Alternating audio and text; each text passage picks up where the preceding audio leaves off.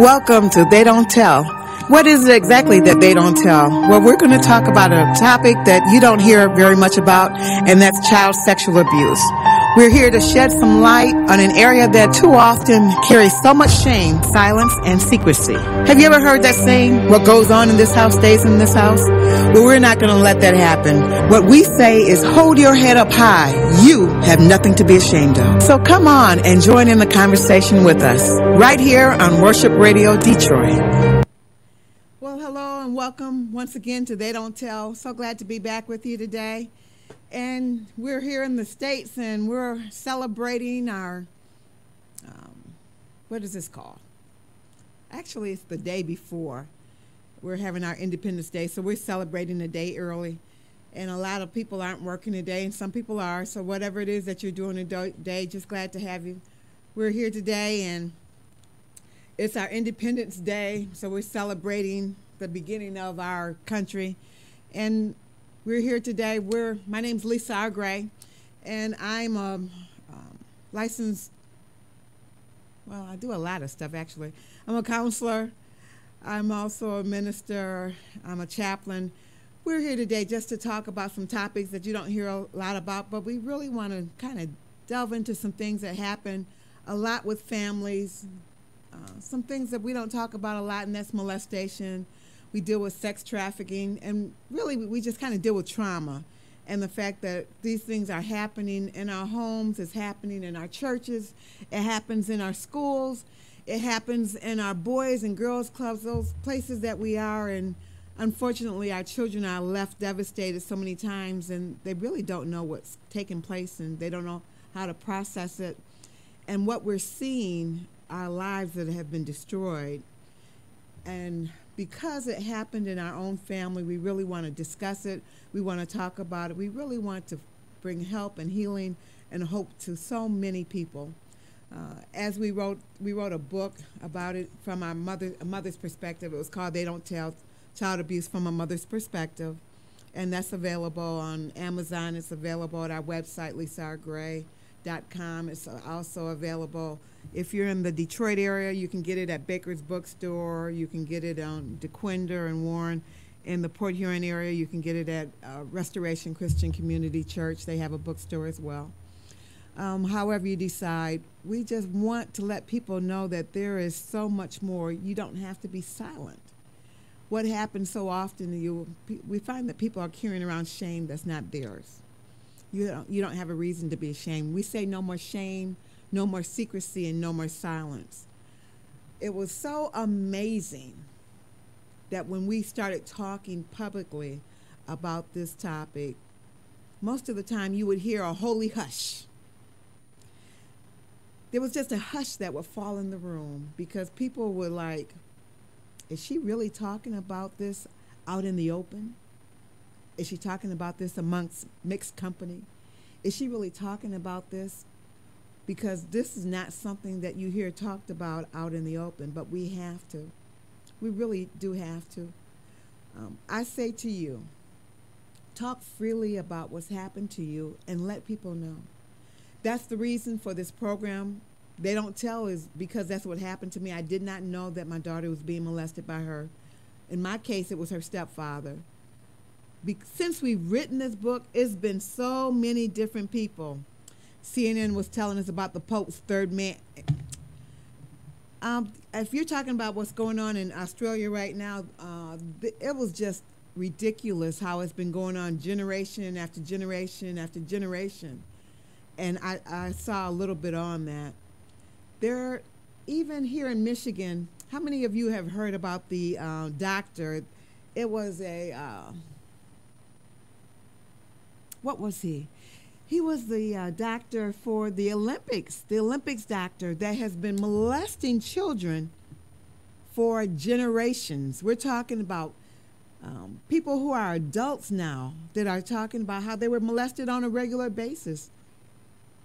And what happens so often are people have these, they have this status. And because they have status, they don't believe filthy. Absolutely, I agree with you. I'm talking to some people on Periscope.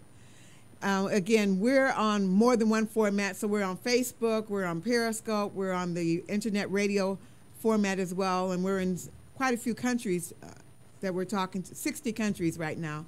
So we're talking to a lot of different people. So we want to let you know that no matter where you are, actually, I was watching a program in India, and it was amazing the number of people in India that are being molested. So this has nothing to do with where you are.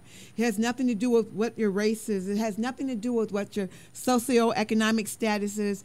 It crosses all lines. People are being molested no matter where they are. Hey there, my cousin, Minister Murphy, how are you doing today?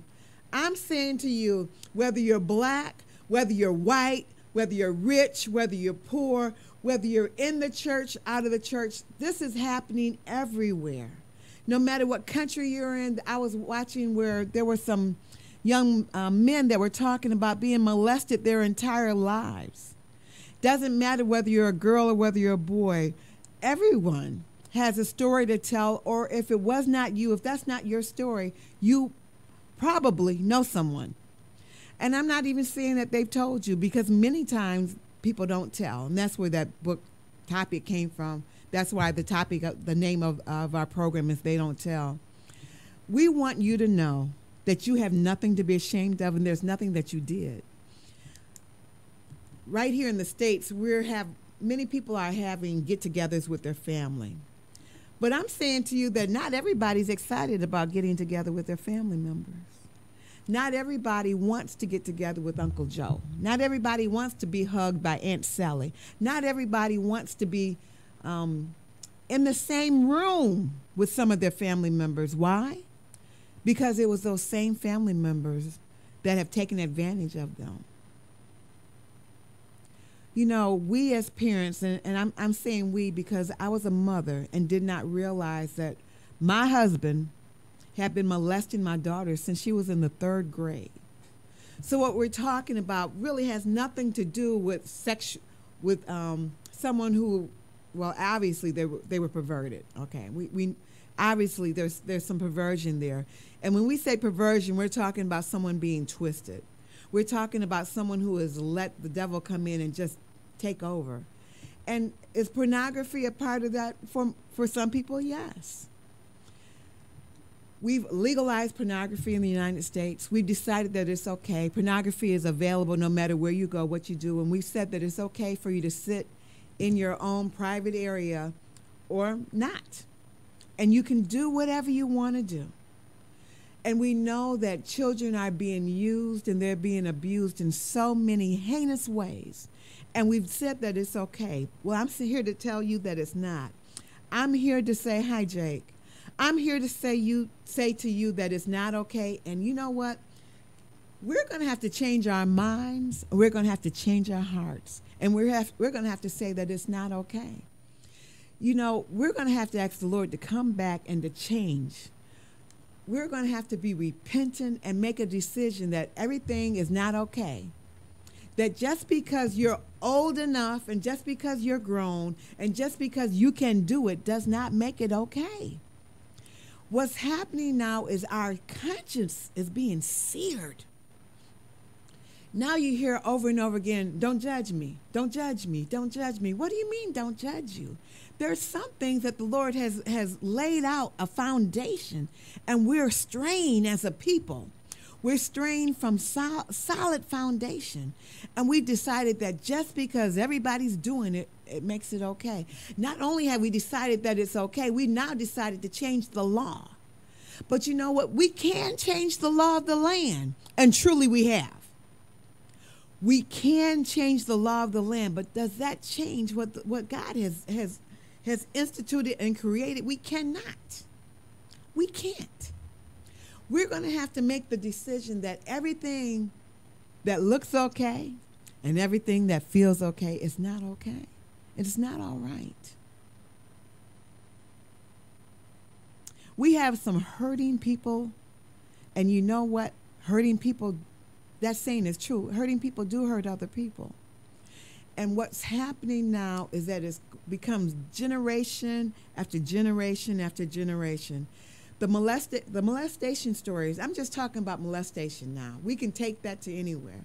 But the molestation stories now are running rampant. Now it's teachers that are molesting children in their classrooms.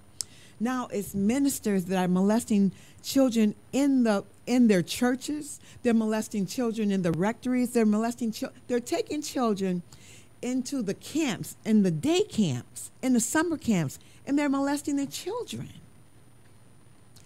Now we're finding there was a story that just happened where there was a guy was he was teaching chess, and what was he doing? He was taking shells and he would put them on his lap, and he had a little game. They're playing little games with our children and saying, go find the shell.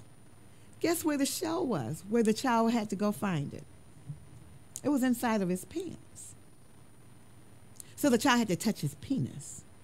So what we're seeing is these grooming behaviors over and over and over again. And you know what else is happening? The babysitters are molesting our children. Our babysitters' husbands are molesting our children. Our babysitters' sons and daughters are molesting our children. It's become rampant, and unfortunately it's becoming commonplace. And unfortunately it's gotten to the place where some even fathers are molesting their biological children.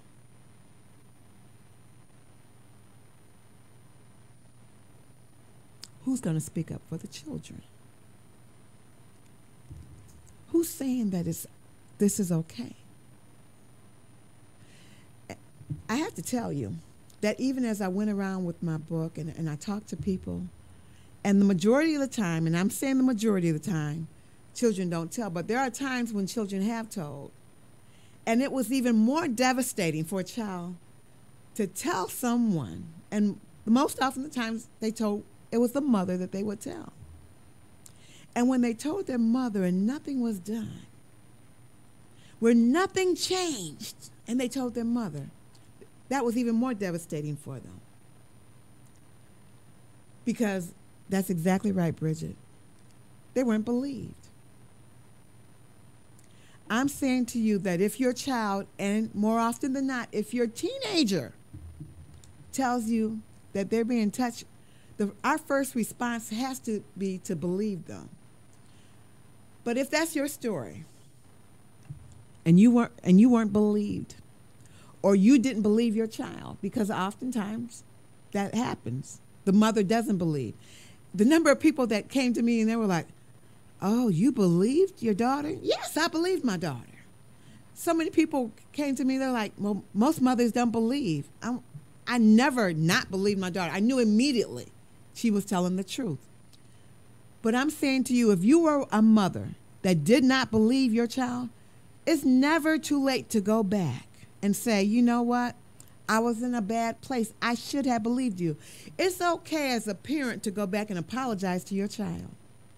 And I'm saying to you, no matter who you are, it's okay to tell your child that you made a mistake. You know why? Because you're not God. You know why? Because as a parent, we make mistakes. You didn't do everything right as raising your child. I know I didn't. I've had to apologize to all three of my children for different things. Because you know why? As I grew as a person, I understood some things better. And it's okay. It's okay to go back and apologize. You know what that lets your child know? You're human. I'm saying to you that that does not mean that your child won't honor you. You can go back and apologize. And I say to you, go back and do that. Go back and say, you know what, baby, I don't know where I was. I was in a bad place. I should have believed you, but I was in a bad place myself. Will you accept my apology? And I'm not telling you that they will, but I'm saying to you that you can go back and you can apologize. And many of our children are waiting. They're waiting for us to go back. They're waiting for us to accept, to go ahead and just offer up an apology and say, you know what, I could have did better. I understand some things now that I didn't then. It's okay. Let's go back and do that. Let's be human. How about that? Let's be human. We can do that. So many times our children are not believed, so they've been beaten up, they've been beaten down. Our children don't know what to think. When a child has been molested, majority of the time, they don't say anything. They just freeze. And they take it, they internalize it and think something has happened to them. There's something wrong with them. A child is thinking, if they did that to me, then there's something wrong with me, which is, of course, wrong. But they're a child. They don't know. So we're going to have some conversations with our children and talk with them. We have to start early, and we have to do it often. One of the things that we've been talking about, even with my granddaughter, we've had some conversations. I've got an 8-year-old granddaughter. And we keep having those conversations. My daughter's having conversations with her. But, we have to do it over and over and over again because we don't know what they've been told. We don't know if they've been threatened. We don't know what they've internalized. And most of the time when children are in school, especially in public schools, they start to form some ideas about themselves that may not be true. So let's make sure that our children know that no matter what, even if they were doing something wrong, maybe they went to the store when we told them not to. Maybe they went with a friend when we told them not to. So they're thinking because the friend may have molested them or because something happened at the store and they're thinking, well, I'm not going to tell because I'm going to get in trouble. That's the way a child thinks. We have to let them know that even if they did something wrong, if they were ever touched, we're never going to blame them, even if they were in the wrong place. I remember having a conversation with someone that was raped. And they had, this was a grown woman, by the way, but they had internalized that to be their own fault because they said that they shouldn't have been in that place. There is no way, no matter what you did, no matter where you were, no matter what you did you ever invite somebody to rape you? Of course not. But even as an adult, they had internalized because I did the wrong thing. I shouldn't have been there. So therefore, that's what I get. So if an adult is thinking like that, can you imagine what a child is thinking? We're going to have conversations with our children, with our nieces, with our nephews, with the children in the neighborhood. Let's do that. Let's take on the responsibility. Let's have some conversations in our churches. We have young people meetings. Let's talk about this. Even when we talk with our young people, the number of young people that know someone that has been molested is just, or that are cutting. They have some behaviors where they try to cope. They start to drink. They start to use drugs. They start to become promiscuous.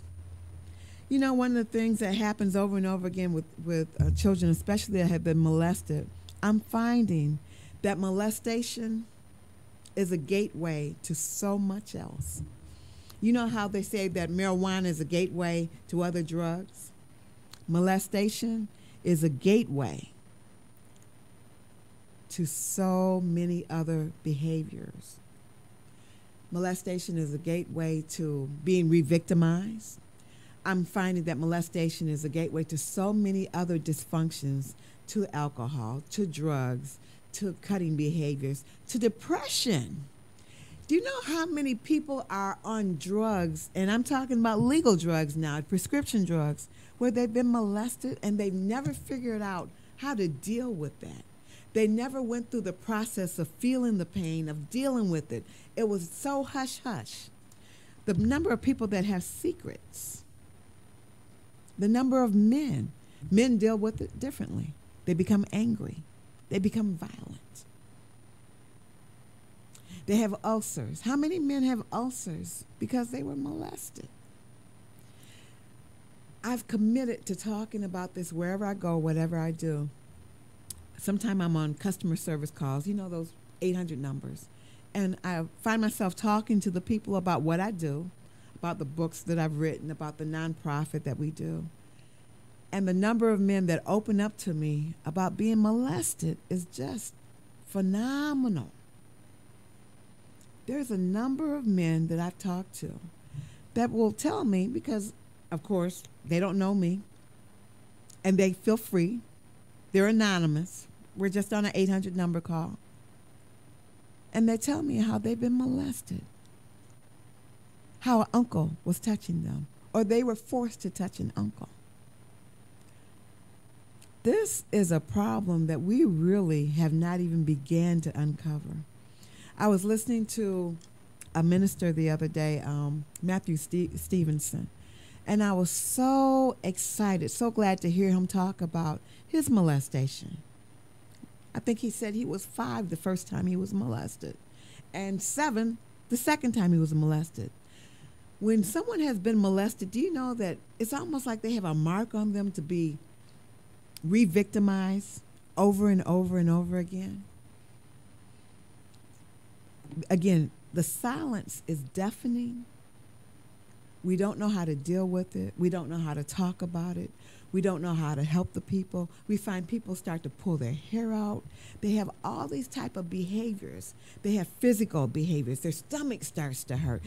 In school, they start to have problems. They start to have problems in relationships with other people. They start to hit on people. They start to kick on people. They start to hate their parents or their siblings. They have all these emotions because they don't know how to deal with what's happening.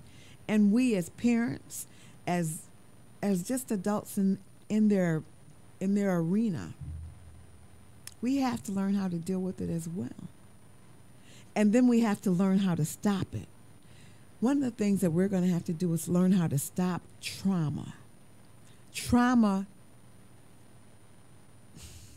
if we don't learn how to deal with it, it will come out in other ways. It comes out in other ways. So children need to have safe, predictable environments. We need to learn how to deal with whatever the behaviors are. What is it that we need to do? Sometimes children may need to deal with other children. And over again, I would try to have just support groups for children who have had this happen to them.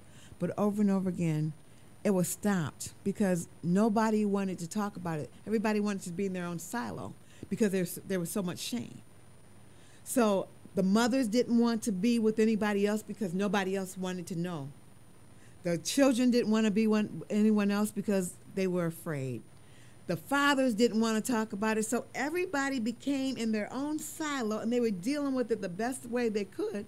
But for the most part, they weren't dealing with it well. When everybody's in their own silo and they didn't have support, but you know, we can support one another.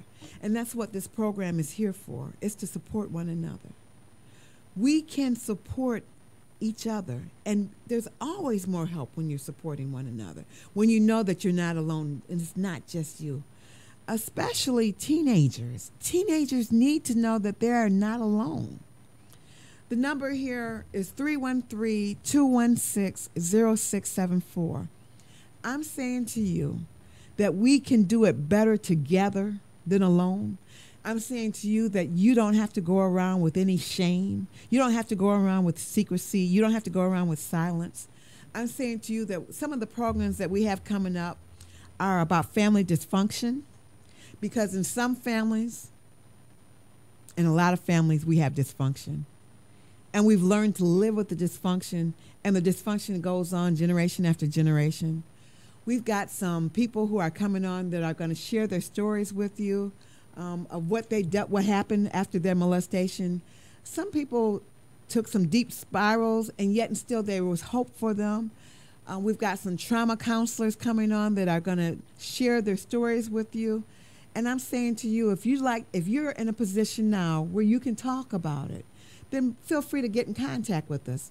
You can get in contact with us through our website, lisargray.com. Our Facebook page is also called They Don't Tell. You can reach out to us here at our program is 313-216-0674. We want to hear from you. We want to hear your stories. We want to hear how you were. What did you do? How did you survive through your trauma? What did you do? Did you go one way? Did you go to the right? Did you go to the left? What did you do? How did the Lord bring you out? And I'm saying to you, what did you do? Are you ready to share your story? Because I'm saying, actually, I have a story of victory. My daughter was married on last weekend, and I'm telling you that God got the glory. I'm saying to you that, yes, we had pain. There was a time of pain. There was a time of sorrow.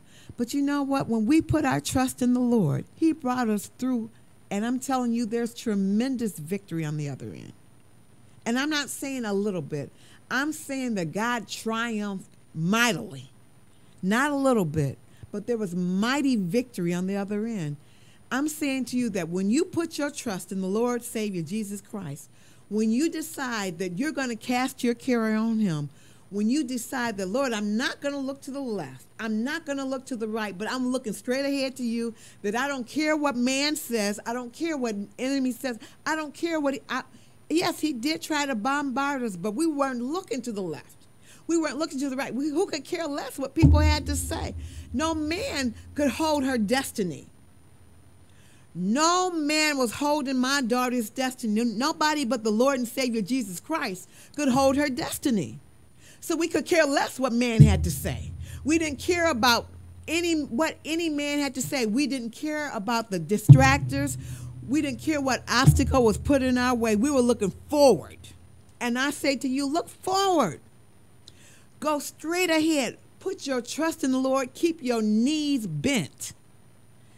I'm saying to you that you can war on your knees. That I'm saying to you that take your petitions to the Lord. Take them only to the Lord. Nobody else knew what needed to be done. I'm saying to you, whatever it is, repent and agree with your enemy quickly. Forgive and forgive. And I mean forgive. You know why? Because the enemy wasn't going to hold that over our head. The Lord said very clearly that you have to forgive. You know why? Because the enemy had a hold on whoever it is that did that thing to you. Whatever your trauma might have been, the enemy had a hold on him. The enemy had a hold on her. Let go and let God handle it. The vengeance is the Lord's. He said, I will repay. How can you not trust him? He's a trustworthy God. I'm telling you, you can put your trust in him. I'm telling you that you can trust him. You can trust him for everything. Whatever he decides, it's going to be okay. I'm saying to put your trust, to put your faith in him, and he will bring you out. And he'll bring you out without any scars. He'll bring you out whole. He'll bring you out healed. I'm saying that he will bring you out. Yes, he will. Yes, he will, Tracy. He'll bring you out. And you know what? Not only will he'll bring you out, but he'll let other people see you come out. That's how he gets the glory. I'm saying to you that God got some glory. God's got some glory out of this situation, and he continues to get the glory. So if you're in a position that you want God to get some glory out of your situation and you want the enemy to know that you're not holding anything back, get in contact with us. I'm saying to you, get in contact with us. Let the enemy know that you're not scared. Let the enemy know that you're not holding back. Let God get the glory out of your voice. Let him use you. Let him use your story to let somebody else be free. God said he came to set the captive free. So many people are held captive. You see that picture, and I know those of you who are on Periscope can't see the picture, but on Facebook, you can see that picture where that young lady, where her mouth is just shut up. That's where the enemy has so many people, where you're just held captive, where you're just shut down. You're in your own prison. You're in the prison of your mind. You're in the prison of keeping it all in yourself, keeping it to yourself. You're holding secrets. And you know what? As long as you're holding secrets, the enemy has won over you. When you're holding secrets, I'm saying the enemy has won. When you're holding secrets, the enemy has you just where he wants you. But I'm saying to you to let it go.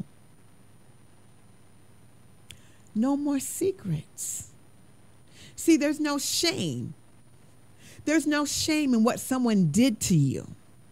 There is no shame in letting it go and letting it be known that this is what happened to me, but this is not who I am. There is a difference in something happening to you and this is who I am. See, victim is not who I am, but this is something that happened to me and God has the victory. See, I'm not a victim. I'm a victor. And this is what I got the victory over. I got the victory over this one. You know how I got the victory over this one? Because the Lord opened up the door and I saw that I could get out. I saw that I was no longer a captive. I'm no longer held prisoner by the secret. Oh, yeah. The family tried to keep it a secret. They said to hush, hush. It's a family secret. But you know what? I'm not the one. I'm not the one to keep that family secret. You know why? Because there's a generation coming up behind me. And I'll be doggone if I allow it to keep happening on my watch. Not on my watch. Not on my watch. As for me and my house, we're going to tell the truth. Ha! As for me and what Joshua said, as for me and my house, somebody's going to have to tell the truth. This is who Uncle Joe was. This is who my grandfather was. But you know what? I'm cutting it off. I'm cutting off the head of that Philistine. This giant's going to fall. You know why? Because I got a stone. I don't need 5. I got 1 stone, and it's coming out of my mouth. I'm going to speak the truth. I'm going to tell the truth. This has got to stop. Somebody's going to have to speak the truth. And Lord, if it's me, let it be. If it's me, let it be. Somebody's going to have to speak the truth. Granddaddy got a problem. Yes, he was my grandfather. Yes, he was my father. Yes, he was my uncle. Yes, he was my brother. But what he did wasn't right. And it's time for somebody to speak the truth. The Lord's looking for somebody who's ready to speak the truth. It's not right that all the girls in the family had to stay away from Uncle Joe. It's not right. It's not right that all the girls in the family had to stay away from Daddy. That all the girls in the family had to stay away from Sue. It's not right. Somebody's going to have to speak the truth. Why not you? Secrets. Family secrets. Thank you, Tracy. Somebody's going to have to expose the perp. Somebody's going to have. This is a season of exposure. It's time to expose the lie. It's time to take the mask off. It's time to stop pretending that everything's okay when you're hurting on the inside. I talk to so many hurting people, and they're dying on the inside. They're dying on the inside because they keep pretending with the lie. They keep pretending they're okay when they have insomnia, they can't sleep, they're depressed, they're hurting, and they have yet to expose the truth. They have yet to be healed from those hurts, from those pains, because everybody's pretending. Everybody's pretending. Everybody's got the face of the clown. What was that? Smokey Robinson sung that song? The tears of a clown. Everybody's walking around with this clown face on. You know what? The Lord's not pleased with that. There's nothing about that that's good. There's nothing about that that's good. It's time to expose the family dysfunction. And we're going to have a program about family dysfunction. And you know what? You might see your family in it, and I might see mine in it. But let's talk about it. Let's stop pretending that it's okay. Because you got some dysfunction in your family. I didn't say you didn't love your family. I said you got dysfunction. And it keeps happening. Cycle after cycle, generation after generation, and nobody's calling anybody on it. And we keep pretending that it's okay. It's not okay. You can look and see. It's perverted. What does perverted mean? It's twisted. That's not what God intended for your family. That's not what God intended for my family. Somebody's going to have to stop the pretense. Let's take the mask off. You know why? Because there's another generation coming. And you know what? God's going to hold you accountable for the information that you knew and didn't act on. He's going to hold me accountable. Not on my watch. As for me and my house, we're going to serve the Lord in truth.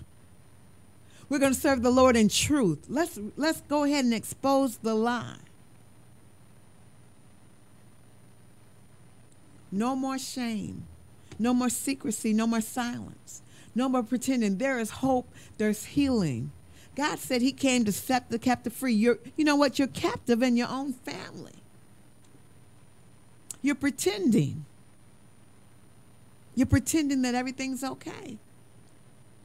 You know what? Our children are going to start coming to us and telling us some things that have been going on. You know what? We're going to have to bite the bullet and listen. Let's listen to our children. I'm not going to say that it's going to be easy, but that's okay.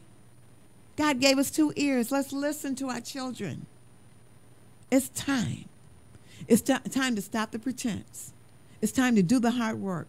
God has given us the ability to peel back the layers. We've got layers upon layers. The defense, let's bring the strongholds down. Let's take every thought captive to the obedience of, let's take every thought captive to the obedience of Christ.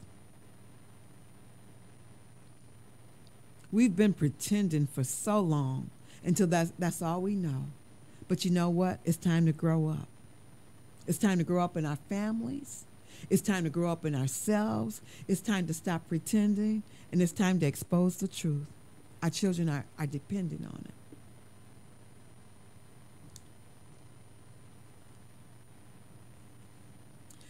One more thing I want to say.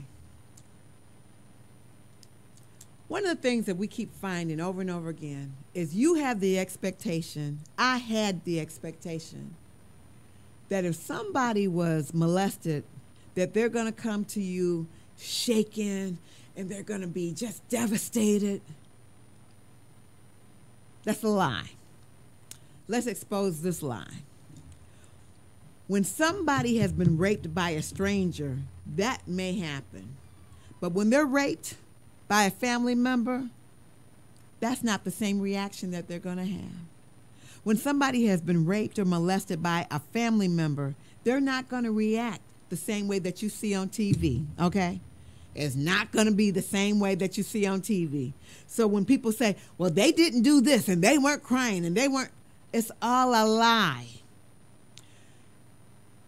We will not react like there's a stranger rape when there's a family member rape or molestation. When it's a family member and somebody that you love has raped or molested you, it will not be the same reaction. I'm going to say it again. It is not the same reaction as when a stranger has raped you, as what you see on TV. So if you're looking for that reaction to say, well, they didn't act like what, it's not going to happen. It's a lie. It's what you saw on TV and it's not real life. Someone who has been molested, I'm going to say it again, by a family member will not react with what you saw on TV like a stranger.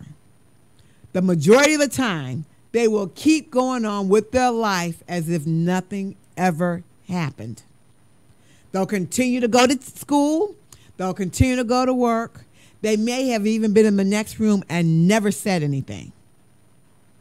So what you're expecting is not reality. Did you hear me? A family member molestation, a family member rape is not what you get from TV. So what you're expecting is a lie. What you thought the way they were going to react is not what happens in real life. So what you saw on TV and what you get in real life is not the same. And so many of you, so many of us were saying, but they didn't do what I expected. No, they did not. It's a lie. That is not going to be the same. When you get molested by a family member, the reaction is not going to be, oh, it's not going to be the same. What you're going to find majority of the time is complete. They're just in shock. Majority of the time, they're not saying anything because they're in total shock that somebody they loved has done something to them. And they're in total silence and shock, trying to process what happened to them. And they'll try to go on with their life to make it as normal as possible. Never saying anything.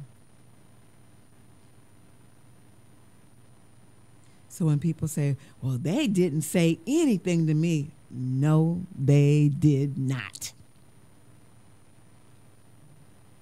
Well, they didn't say anything for a year. No, they did not. That is normal. So your idea of normal for a family member rape, for a family member molestation, is absolutely incorrect. Your idea of a family member rape and a family member molestation and what you see on TV for a stranger rape and a stranger molestation are two totally opposite things. Totally opposite.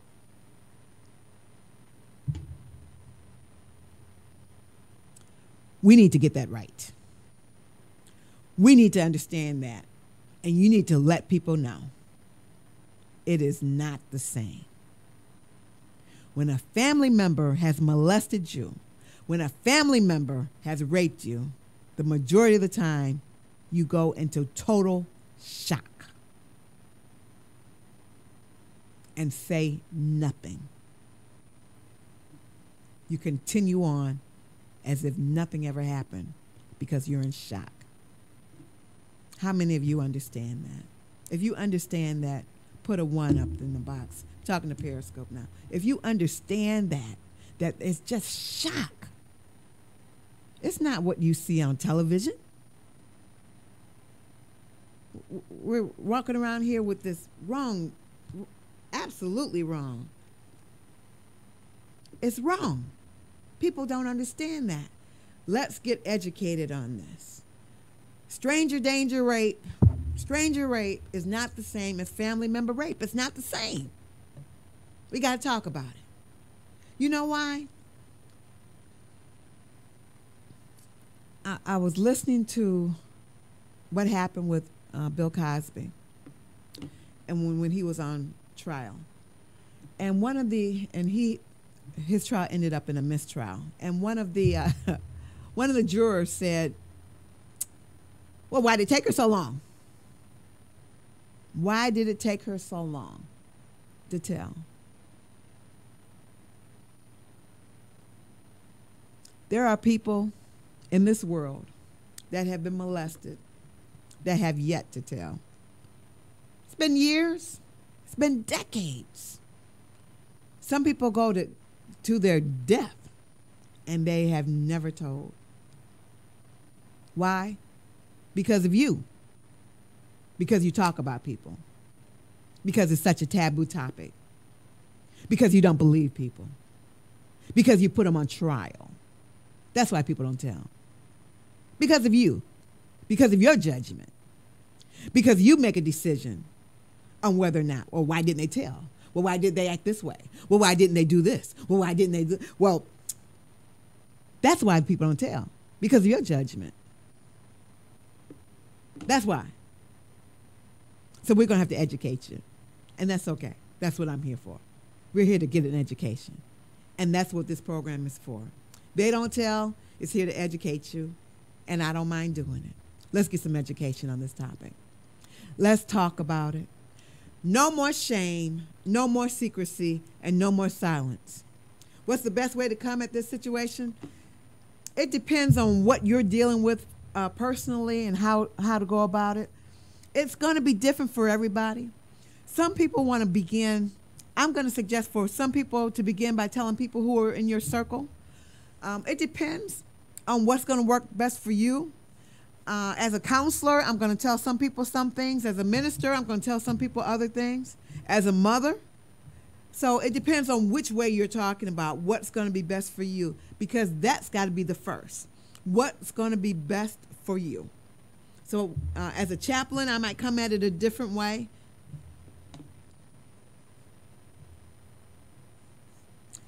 I can guarantee you it does. Actually, there's some books that talk about if your wife has been molested as a kid and how it affects you as a husband. There are absolutely, and I really suggest that anyone who has that their spouse has been molested, that they educate themselves. There is no question about that. It can affect you. There's no question about it, especially if they haven't dealt with it, or it depends on what level that they've dealt with it as well. That will make a difference. Some people are still trying to hide it in family secrets when it's all in those family secrets, and it makes it very difficult to deal with. I've talked with some people that they don't want to talk about it yet.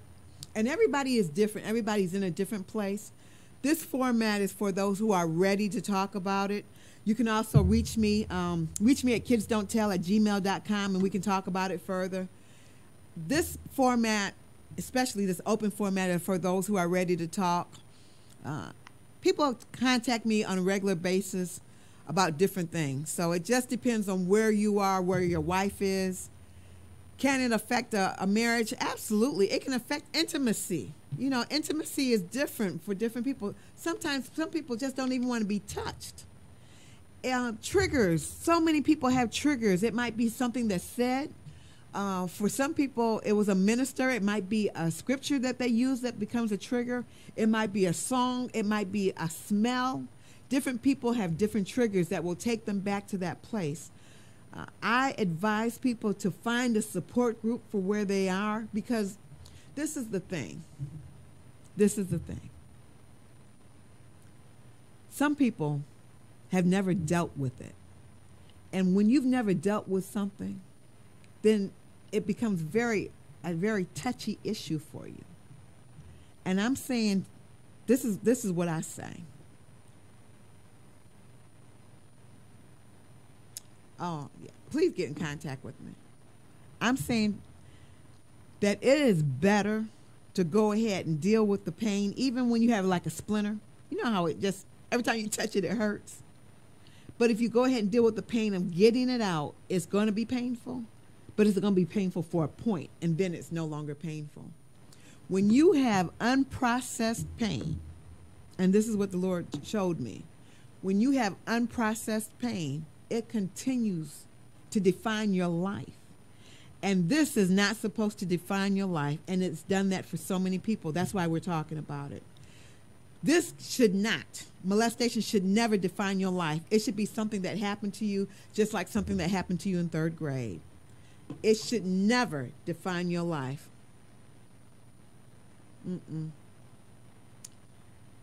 So many people have not dealt with it, and it comes out in so many different ways, and they just try to hide. Yes, probably so.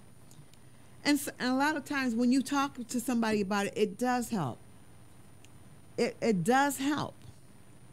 So many people just keep this bottled inside, and they deal with it. I mean, it comes out in so many different ways. There's so many different ways that people hurt, and you don't have to. It should no longer be something that hurts you. However, when you don't deal with it, I tell you, it was very painful. It was a painful process, but now we can talk about it because we got to the other side. That scripture comes to mind: weeping may endure for a night, but joy comes in the morning. We made it. My daughter made it to the other side, and she can talk about it freely. When I told her that I felt like the Lord wanted me to write about it, she was like, go ahead, help as many people as you can. And that's what we want to do. So, some people have committed suicide because the pain has been so hard to deal with, or even the after effects where other family members wouldn't talk about it, or it just became a hush-hush topic. I'm saying no more shame. Let's not deal with the secrecy of it. No more silence. Let's talk about it so that we can move forward in our life. And not only that, but so it doesn't affect the children. There was a pastor that I talked with where his wife had been molested by her father, and her father was a pastor. But even her children knew something was going on, and it wasn't until they were adults she finally told them that their grandfather had been molesting her whole life. We keep these secrets, and we call ourselves keeping it from our children not to hurt them, but our children know there's something that's not quite right. And I'm saying that if this is your story, let's talk about it so that we can deal with it and we can move on with our life so that it becomes a chapter of our life. We're not trying to say it never happened, but it's no longer, it has that pain, that everything that we touch, it doesn't bleed into the other areas of our life. And that's what I'm saying has happened to so many people, where it's been all consuming. It hasn't just bled into the other areas of our life. It's taken over. It's been like a Pac-Man where it's just eaten into the other areas of their life. And I don't want to see that happen to you. I don't want to see that happen to anybody. And I know that when we take this to the Lord, we ask for what is it that we can do. And sometimes we have to begin with forgiving the person. Never saying that what they did to us was right. That's not what we're saying. Forgiveness isn't doing that. Forgiveness is opening up that prison door so that we can get out. So many people think that when we say that we want that forgiveness is just saying we're giving them a pass, that what they did was okay. Never. That's not what it is. But it's opening up the door so that we can let ourselves out.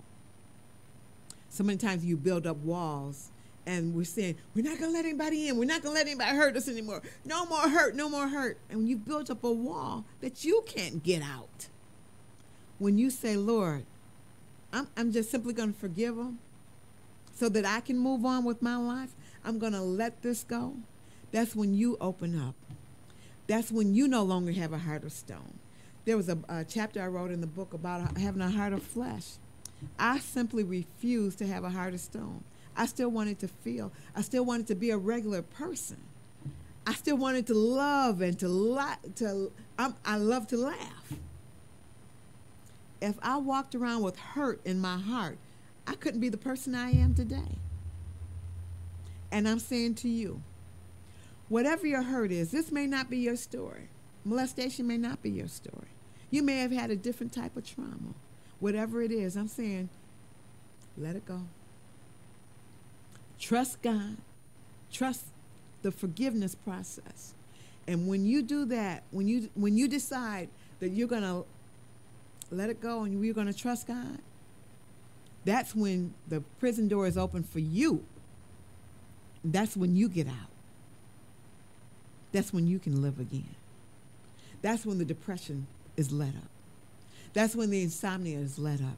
That's when the racing thoughts, you know how the enemy wants to put you on that treadmill, those racing thoughts, and you can't get out? That's when the racing thoughts stop. That's when you no longer are consumed with trying to get that person back for what they did to you, especially when you know that they did it on purpose. See, it's no longer about justifying and rationalizing, because all that doesn't matter. You just say, Lord, I'm going to trust you in this. You're no longer looking for a reason. You're just saying, Lord, I give this to you. And I'm going to move on with my life.